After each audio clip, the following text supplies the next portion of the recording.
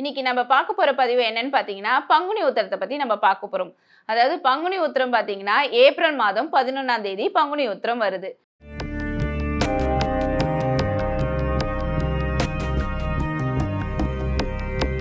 ரகசிய உண்மைகள் நேயர்களுக்கு வணக்கம்.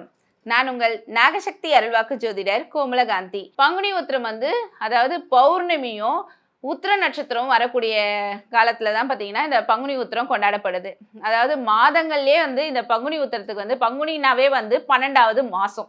அதே மாதிரி நட்சத்திரத்துல 12வது நட்சத்திரமா இந்த உத்திர நட்சத்திரம் வருது. ஸோ பங்குனியும் இந்த உத்திரமும் சேர்றது தான் பார்த்தீங்கன்னா பங்குனி உத்திரம் அப்படின்னு சொல்லி நம்ம சொல்றோம். அது மாதிரி பார்த்தீங்கன்னா தெய்வ திருமணங்கள் பார்த்தீங்கன்னா நிறைய இந்த பங்குனி உத்திர நாள்ல நடந்திருக்கு. அதாவது சிவபெருமான் பார்வதி திருமணமும் சரி, முருகர் தெய்வானை திருமணமும் சரி, அதே மாதிரி வள்ளி அவதரிச்சதும் பார்த்தீங்கன்னா பங்குனி உத்திரத்துல தான் அவதரிச்சிருக்காங்க. அது மட்டும் இல்லாம ஸ்ரீ ராமபிரான் சீதா தேவிக்கும் பார்த்தீங்கன்னா இந்த பங்குனி உத்திரத்துல தான் திருமணம் நடந்திருக்கு. அதாவது திருமண வைபோக மாதம் சொல்லிட்டு இந்த பங்குனி உத்திரத்தை சொல்லுவாங்க. அதாவது இந்த பங்குனி உத்திரத்துக்கு அவ்வளோ ஒரு சிறப்பு இருக்கு. அதே மாதிரி இந்த மகாபாரதத்துல அர்ஜுனன் தெரியும் உங்களுக்கு. அந்த அர்ஜுனனும் பார்த்தீங்கன்னா இந்த பங்குனி உத்திரத்துல தான் அவதரிச்சிருக்காரு. அதே மாதிரி ஐயப்பாவும் பார்த்தீங்கன்னா பங்குனி உத்திரத்துல தான் பிறந்திருக்காரு. அதே மாதிரி இந்த இந்த காவடி எடுக்கிற பழக்கமும் பார்த்தீங்கன்னா பழனியில பங்குனி உத்திர நாள்ல தான் எடுக்க ஆரம்பிச்சிருக்காங்க. ஸோ தெய்வ திருமணங்கள் எல்லாமே இந்த பங்குனி உத்திரத்துல நடந்திருக்கு. சந்திரன் பார்த்தீங்கன்னா 27 நட்சத்திரங்களை மணந்த நாள் பார்த்தீங்கன்னா இந்த பங்குனி உத்திரம் நாள். அதே மாதிரி மகாலட்சுமி பார்த்தீங்கன்னா பெருமாளை வேண்டி அவருடைய திருமார்பில் இடம் பிடித்த நாள் பார்த்தீங்கன்னா இந்த பங்குனி உத்திரம் நாள்.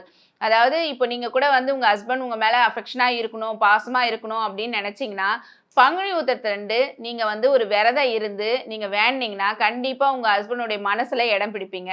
அது மட்டும் இல்லாமல் பிரம்மர் சரஸ்வதி தேவி பிரம்மனுடைய நாவில் இடம் பிடித்ததும் பார்த்தீங்கன்னா இந்த பங்குனி உத்திர நாளில் தான் இடம் பிடிச்சிருக்காங்க. ஸோ அந்த மாதிரி அவ்வளோ ஒரு விசேஷமான நாள் இந்த பங்குனி உத்திரம் நாள். இந்த நாளில் நீங்கள் விரதம் இருந்து என்ன விதமான வேண்டுதல் வச்சாலும் கண்டிப்பாக அது உங்களுக்கு சக்ஸஸ் ஆகும். சில பேர் கேட்கலாம், அம்மா என்னால் விரதம் இருக்க முடியல, எனக்கு உடம்பு சரியில்லை, எனக்கு என்னால் சாப்பிடாம இருக்க முடியாது அப்படின்றவங்க பார்த்தீங்கன்னா காலையில் ஏதாவது ஒரு பாயாசம் சாப்பிட்றது, சக்கரை பொங்கல் சாப்பிட்றது, இந்த மாதிரி ஸ்வீட் சாப்பிட்டுட்டு நீங்கள் விரதம் இருக்கலாம்.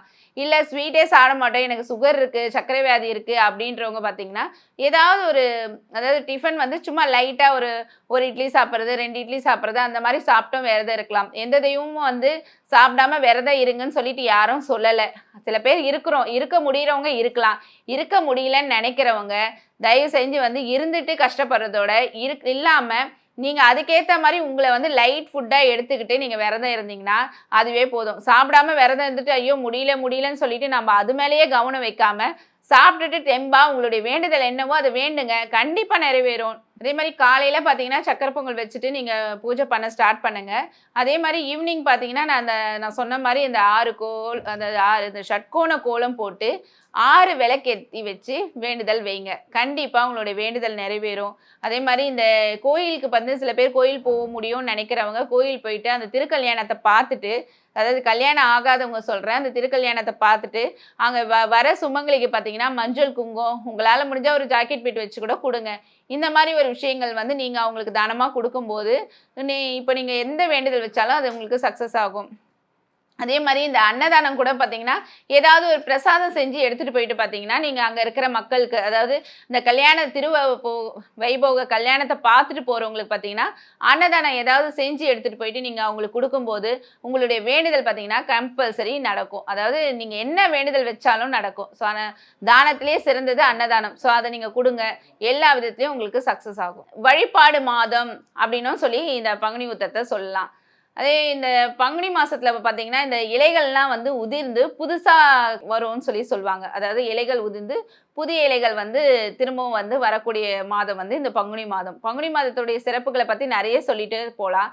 அதில் பங்குனி உத்திரத்துக்கு பார்த்தீங்கன்னா கல்யாணங்கள், அதாவது நிறைய கோயிலில் பார்த்தீங்கன்னா முருகருக்கும் தெய்வானைக்கும் கல்யாணம் நடக்கும்.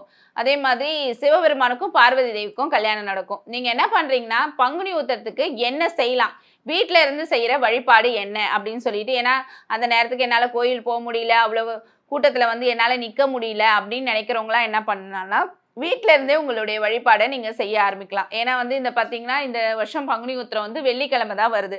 ஸோ நீங்கள் என்ன பண்ணலான்னா வெள்ளிக்கிழமை வீட்டில் வந்து காலையில் எழுந்து அதாவது வீடை வந்து வெளியே வாசலில் வந்து தண்ணி தெளிக்கும் போது மஞ்சள் கலந்து வீட்டு வாசலில் தண்ணி தெளிச்சுட்டு கோலம் போட்டுட்டு நீங்கள் என்ன பண்ணுறீங்கன்னா இந்த 6 மணிக்குள்ளே குளிச்சுட்டு இந்த 6 மணிக்கு கரெக்டாக அதாவது விளக்கேற்றி வச்சுட்டு முருகரை நினச்சிட்டு ஒரு சக்கரை பொங்கல் செஞ்சு வச்சு விரதம் இருக்க ஸ்டார்ட் பண்ணுங்கள். அதுக்கப்புறம் பார்த்தீங்கன்னா ஈவினிங் டைமில் வந்து உங்களுடைய விரதத்தை முடிச்சுக்கோங்க. அதே மாதிரி விரதம் இருக்கும்போது பார்த்தீங்கன்னா 6 விளக்கு ஏற்றி வச்சு சட்கோண கோலம் போடுங்க. அதாவது சரவண பவ அப்படின்னு சொல்லிட்டு அந்த ஷட்கோண கோலம் போட்டுட்டு அந்த 6 விளக்கை வந்து அதில் ஏற்றி வைங்க. அது மட்டும் இல்லாமல் நீங்கள் வந்து அந்த 6 விளக்கு ஏற்றி வச்சது மட்டும் இல்லாமல் சரவண பவன் சொல்லிட்டு ஒரு 108 தடவை வந்து ஒரு பேப்பரில் எழுதி நீங்கள் அன்னைக்கு ஃபுல்லாகவே 108 தடவை உட்காந்து எழுதுங்க. உங்களால் எந்த அளவுக்கு முடியுதோ அதுக்கு மேலே கூட எழுதலாம், அது உங்களுடைய விருப்பம். அன்றைக்கி ஃபுல்லாகவே வந்து பார்த்திங்கன்னா நிறைய பேருக்கு வந்து இந்த கல்யாணம் ஆகாதவங்களுக்குலாம் பார்த்திங்கன்னா ஏன்னா தெய்வ திருமணங்கள் பார்த்திங்கன்னா இந்த பங்குனி உத்திரம் நட்சத்திரத்தில் தான் வந்து நடந்திருக்கு. ஸோ இந்த கல்யாணம் ஆகாதவங்களாம் பார்த்திங்கன்னா இந்த நேரத்தில் வந்து விரதம் இருந்து வழிபட்டாங்கன்னா கண்டிப்பாக மேரேஜ் ஆகாதவங்களுக்கு கண்டிப்பாக மேரேஜ் ஆகும்.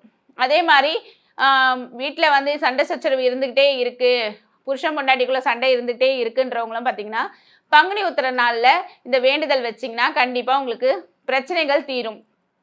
ஏன்னா வந்து தெய்வ திருமணங்கள் எல்லாமே இந்த பங்குனி உத்திரத்தில் தான் நடந்திருக்கு.